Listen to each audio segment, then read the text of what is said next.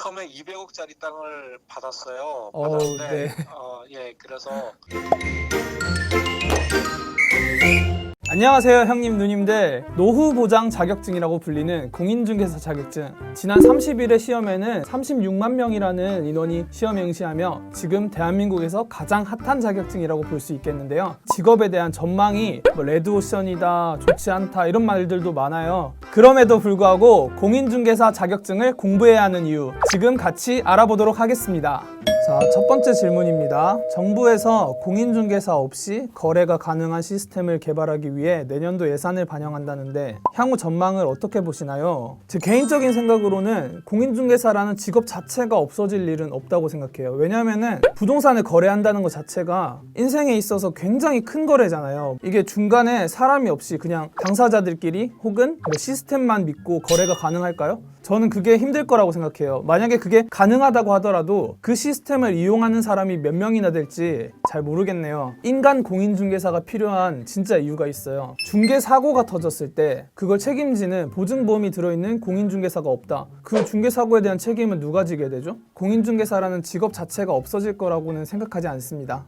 자, 두 번째 질문입니다. 요즘 같은 때 공인중개사 전망이 어떤가요? 자, 솔직히 공인중개사라는 직업을 가진 사람이 지금 되게 많잖아요. 레드오션인 거는 분명한 사실이에요. 그래서 이게 무조건 전망이 좋다 이렇게만 말하면은 제가 거짓말쟁이겠죠? 하지만 개인의 역량과 들이는 노력에 따라서 분명 큰 돈을 벌 수 있는 직업인 것은 분명한 사실입니다. 자, 사실 첫 번째 질문과 두 번째 질문은 현업에서 종사하시는 공인중개사 분들도 똑같이 가지고 있는 고민일 것 같아요. 그래서 제가 현재 공인중개사 일을 하고 계시는 현직자분께 직접 전화해서 공인중개사라는 직업에 대한 전망에 대해서 여쭤보도록 하겠습니다.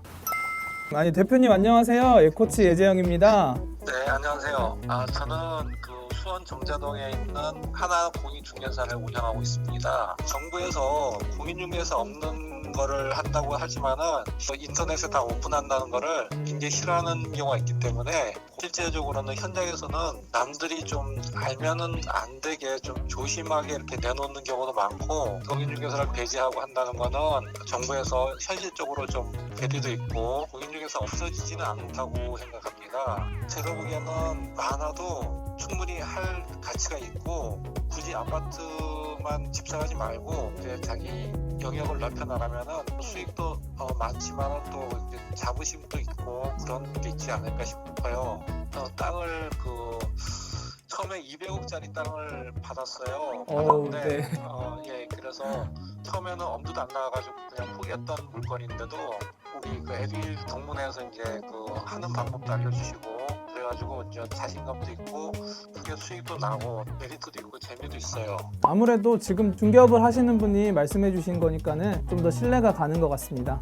자, 세 번째 질문입니다. 중개사무실 직업 말고는 공인중개사 자격증으로 할 수 있는 직업이나 취업할 수 있는 곳은 어딘지 알고 싶어요. 질문 주신 분이 만약에 취준생이시라면은 부동산을 다루는 금융권이라든지 건설회사 같은 곳에 취직하실 때 관련 직무에 도움이 되실 것 같다고 생각이 들고요. 노후 대비로 공인중개사 자격증을 공부하고 계신 거라면은 공인중개사의 업무 자체가 부동산 중개 말고도 또 다양한 업무가 있잖아요. 경매라든지 컨설팅이라든지 상가 관리라든지 다양한 업무를 하실 수 있으니까는 꼭 중개 쪽으로만 생각을 하지 않으셔도 괜찮을 것 같습니다. 자, 네 번째 질문입니다. 자격증 발급일이 12월 2일이죠. 실무교육은 언제 어디서 신청하는 건가요? 실무교육을 물어보시는 거 보니까 올해 공인중개사 자격증 시험에 합격하신 분 같네요. 일단 축하드립니다.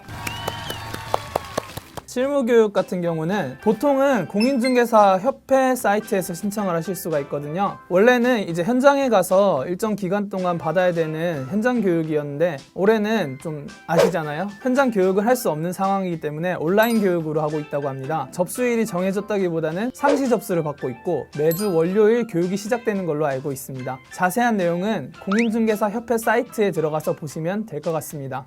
자, 형님 누님들, 공인중개사 시험을 치고도 합격과 불합격이 나뉘는 것처럼 공인중개사 직업에 대한 전망 또한 마찬가지입니다. 알 수가 없어요. 불투명하죠. 하지만 스스로의 역량과 노력에 따라서 결과가 바뀔 수 있다는 점 알아주시길 바라며 지금까지 예코치 예재영이었습니다.